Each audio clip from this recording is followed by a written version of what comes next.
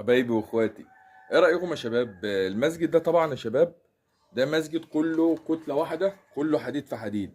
تمام. ده طبعا يا شباب المسجد دوت قبة الصخر.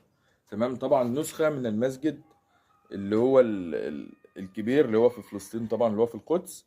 طبعا يا شباب المسجد دوت عمل فني يدوي معمول من المعدن اللي هو من الحديد يعني القديم. تمام.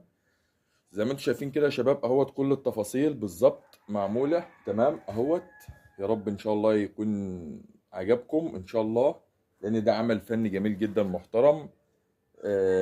فانتوا رأيكم يا ريت تقولوا له رأيكم ايه يا شباب كده. طبعا ده الباب اهوت، وتخش من الناحية التانية برضو في الباب، والقبة الصغيرة هي يا شباب موجودة. تمام. يا رب ان شاء الله يعجبكم، وان شاء الله استنونا في العمل الفني الجديد الجميل اللي جاي اجمل واحسن بإذن الله. حبايبي تنسوش بقى اللايك والمتابعة والاشتراك، حبايب قلبي. تابعوني.